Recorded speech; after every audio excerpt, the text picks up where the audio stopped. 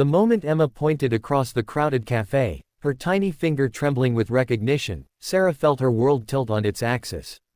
Her 4-year-old daughter had been having the same dream for weeks, a kind man with sad eyes who told her everything would be okay.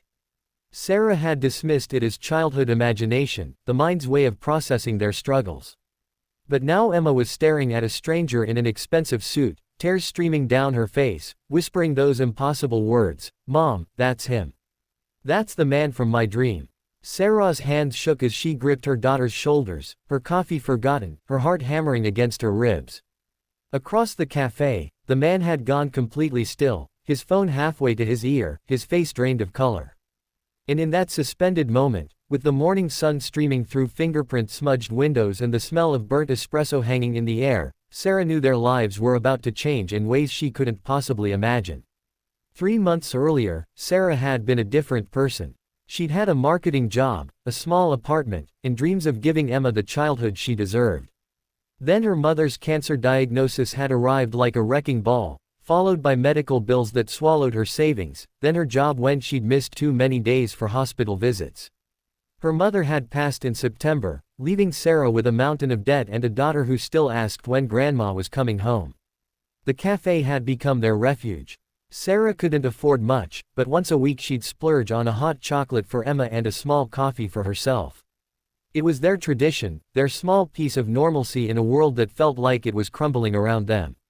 Emma would draw pictures on napkins while Sarah searched job listings on her phone, pretending everything was fine, that they weren't 2 weeks from being evicted. But the dreams had started a month ago. Emma would wake up crying, not from nightmares but from loss, saying the nice man had to leave. She'd describe him in detail, tall, with dark hair turning gray at the temples, a scar on his left hand, eyes that looked like they'd forgotten how to smile. She said he sat with her in a beautiful garden and told her that her mommy was the bravest person he'd ever known, that Sarah's love was stronger than anything in the world. Sarah had held her daughter through those pre-dawn hours, stroking her hair, telling her it was just a dream. But Emma insisted it was real, that he was real, that one day they'd meet him. Now that day had come. The man, Marcus Chen, though Sarah didn't know that yet, stood frozen because he'd been having the same dreams. For 6 weeks, ever since his own daughter's death anniversary, he'd dreamed of a little girl in a shabby cafe, drawing pictures while her mother tried not to cry.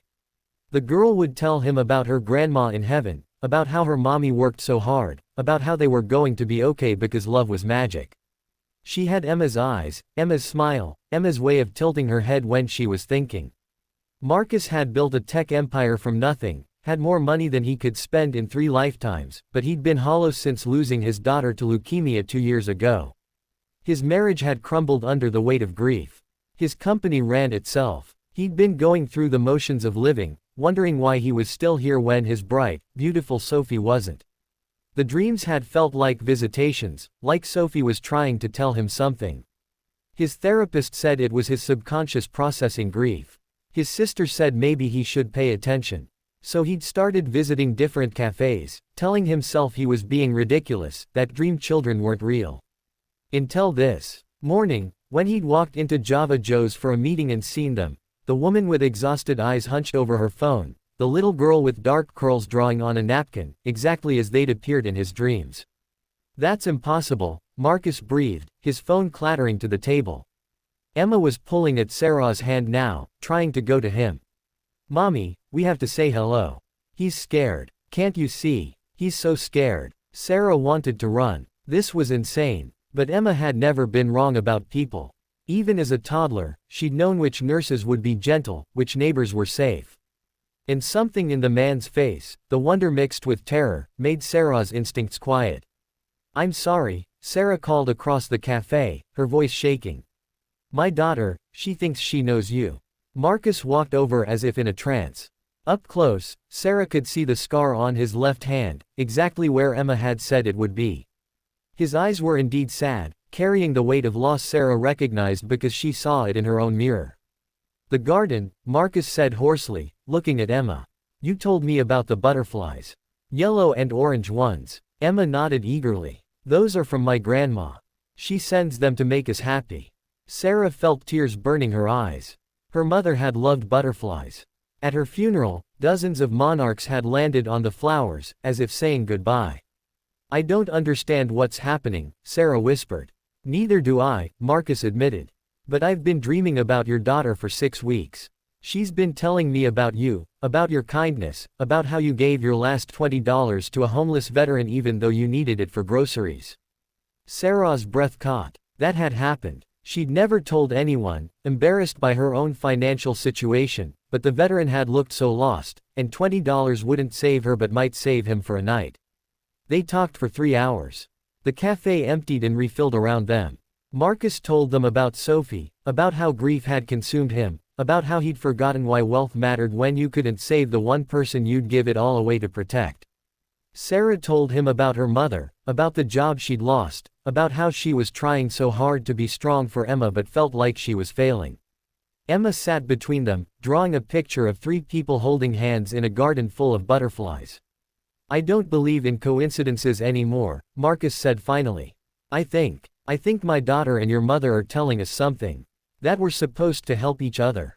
I can't accept charity, Sarah said quietly, though her heart was breaking because she desperately needed help. It's not charity, Marcus said. My company needs a marketing director. You have the experience. And I need to remember what I'm working for. Why any of this matters. He looked at Emma. Your daughter reminded me in my dreams. She said love is the only magic that's real, and we have to share it or it disappears. Sarah started crying then, really crying, months of held-back tears finally breaking free. Emma crawled into her lap, and Marcus found himself crying too, for the first time since Sophie's funeral. The job was real. Marcus didn't just offer Sarah a position, he gave her a purpose in a company that needed her skills. Sarah didn't just take a salary, she brought warmth to an office that had grown cold, reminding everyone why they built technology, who they were trying to help. Marcus didn't just gain an employee, he found a reason to wake up, to try again, to believe that loss doesn't have to be the end of love. Emma had been right. They did meet the man from her dreams, and everything did become okay. Not perfect, life never is, but okay in the ways that matter. Sarah found stability. Marcus found meaning. And Emma kept drawing pictures of gardens and butterflies, proof that the people we love never really leave us. They just find new ways to help us find each other. On Emma's 5th birthday, Marcus gave her a necklace with a butterfly charm. This is from Sophie, he said. She wants you to know she's glad you were brave enough to say hello. Emma hugged him tight. I know, she whispered. She told me in my dream last night. She said you're going to be okay now too. And somehow, impossibly, they both knew it was true. Because the greatest magic isn't in dreams. It's in having the courage to believe in them when you're awake.